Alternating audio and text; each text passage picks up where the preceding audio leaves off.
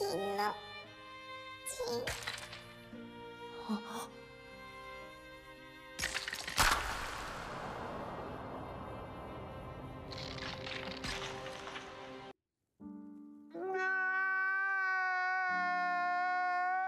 Yo, what is going on, Senpai Squad? Welcome back to a brand new video, and today we've got the review for episode 88 of Boruto.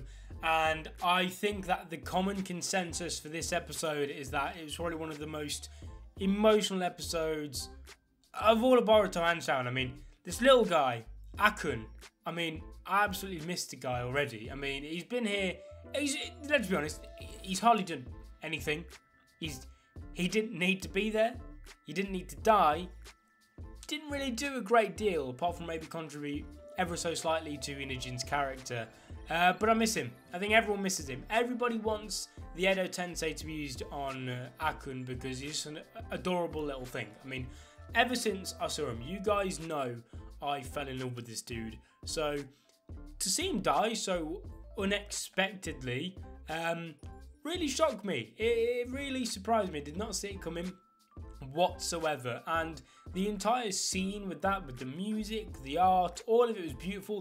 The art and the colours especially used in that scene, I don't know what it is. Boruto's been absolutely nailing it lately, especially in terms of the art and colours and everything, especially last week as well. I mean, it looked beautiful. I don't know what it is, I don't know if they've done anything different, but it just looked absolutely fantastic. Now, out of 94 of you, 54% of you voted that this episode was great, and I can't lie, I think I have to agree with you. It was a fantastic episode yet again, following up from last week's and the week before that, and for the first time probably within the entire arc, the Mitsuki arc has finally hit a straight consecutive run of good episodes, because whenever it started to get good before within this arc, it's gone back to a low point very soon after. And for the first time, I think we've had about 3 or 4 solid good episodes all in a row, and it doesn't show that it doesn't show any signs of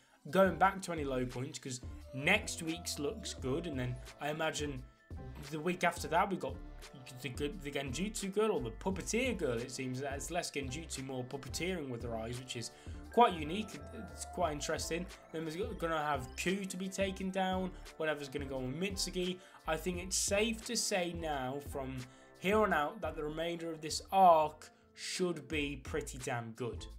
Anyway, talking of people getting beaten, we finally saw Kokyo get sorted out within this episode, and it was by the Ino-Shika-Cho trio. Now, I enjoyed this fight. I thought it was quite a different fight compared to last week's. Obviously, last week's was kind of all brute force versus brute force, whereas in this week, it was less brute force, because even Shikadai, the whole team acknowledged that in terms of brute strength, Ino-Shika-Cho had zero chance in beating Kokyo. Kokyo was way out of their league in terms of strength, but they knew they could outsmart him, and so they did. The whole thing with, you know, leading them into the underground and then covering up the light, and Shikadai was like a million steps ahead of Kokyo, which is, I mean, it's the Nara clan. It's to be expected at this point. I think it's crazy, but the way that Kokyo was beaten, like I said, a refreshing difference compared to last week, using the brains over brawn route, and then seeing Inujin actually use the mind transfer jutsu I absolutely loved it, because I almost forgot he could use it, and it kind of links back into that episode we got quite a while ago now, where he spent that entire episode learning how to use it.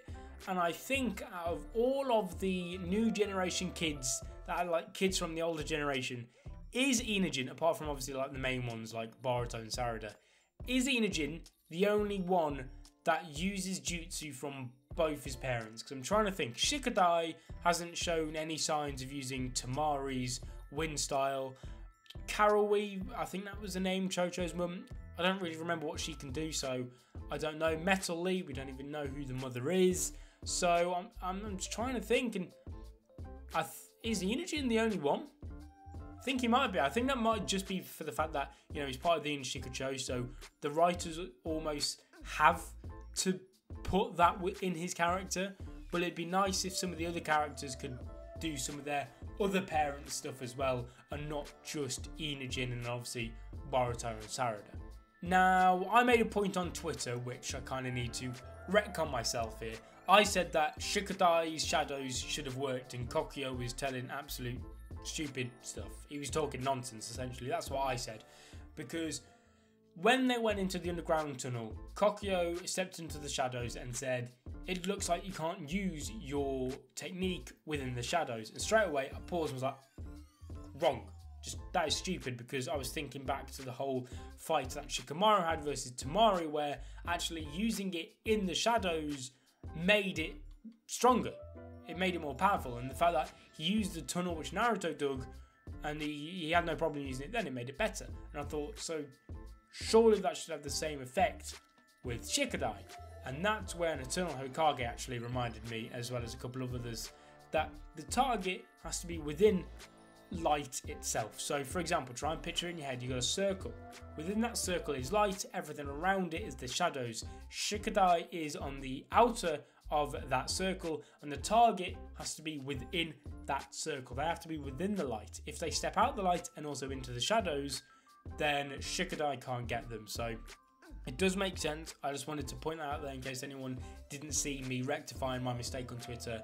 And if any of you did see my initial mistake on Twitter, then yes, I'm retconning myself. Did make sense. Nitpick over. Lord Ku's betrayal wasn't really surprising, to be honest. I think a lot of people saw it coming. I remember talking about it weeks ago, saying that Lord Ku will 100% betray at least Inoki, maybe even all the Akuta.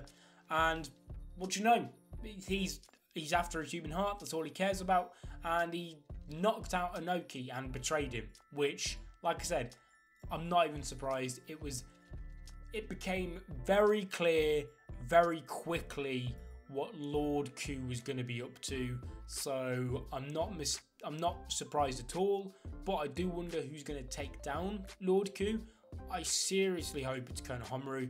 If Boruto and his team, if say Boruto, Sarada and Ino-Shika-Cho go up against Ku and defeat him, I won't be disappointed, but at the same time I will, because at the same time it's like, yeah, cool, I suppose they could beat Lord Ku potentially, but it's just like, kind of like, Konohamaru's here, let him do something, please. Konohamaru makes the most logical sense to beat Ku, and also it would aid his character infinitely if he was the one to beat Ku and not Boruto and his friends. There was a short scene between Sekiei and Mitsuki, as well as Mitsuki and Konohamaru towards the end of the episode, which I really want to comment on, because I feel as though it's a very overlooked scene, and a scene that will kind of foreshadows, or maybe not foreshadowing, but hints at potential twists within Mitsuki's character in this arc. And that was starting off with the conversation between Mitsuki and Sekiei. Basically, Sekiei was saying to Mitsuki how once he has a human heart, Mitsuki can, can you show me all these things? Can we be together forever? And Mitsuki purposely was completely silent. And now I've seen this tons of times where a character says something. For example, they could say, hey, let's get through this together. Let's make sure so-and-so doesn't die, or blah, blah. And the other character stays silent. Instantly you think, okay, the opposite of what that person said is now going to happen. And when Sekiei said to Mitsuki, can you stay with me forever once I got my heart and teach me all these things? And Sekiei and Mitsuki was completely silent. Instantly I thought, that's essentially a no, I won't do that. I'm going to stop you. At least that's how I read it. And then the end of the episode, or right toward the end of the episode, we saw Mitsuki and Konohamaru essentially kind of having a little stare down. I don't think they're going to fight like I think some people have predicted. I think it's going to be more Mitsuki confronting Konohamaru, talking to him and explaining the situation, and then being, listen, I know how to stop this. And that's how I think it's going to go down. I think if Konohamaru sees Mitsuki do that, it would aid their bond together, because we know Konohamaru wants to like Mitsuki, but he physically can't ever since learning that it's Orochimaru's son. So I think if Konohamaru, hands-on, could see that Mitsuki is not a bad guy deep down, I think it would aid their bond magnificently. But yes, guys, that's going to be it for my review for episode 88. An absolutely solid episode. I can't wait for this arc to end. Not because I hate it or it's gone on for ages and ages, but I'm really anticipating some great final episodes, and my fingers are still crossed for Mitsuki Sage Mode. However, that's starting to become less and less likely as each episode goes on, so we'll have to see what happens. I do think Mitsuki and Sekiei will fight to the death. Maybe that's a bit extreme. And I do hope that Kanamaru and Lord Ku do throw hands. But guys, let me know what your thoughts and opinions are on this episode in the comment section down below. Leave a like on the video if you enjoyed, subscribe if you're not already to become a member of the Senpai Squad, and I will see you guys in another video. But until then, peace.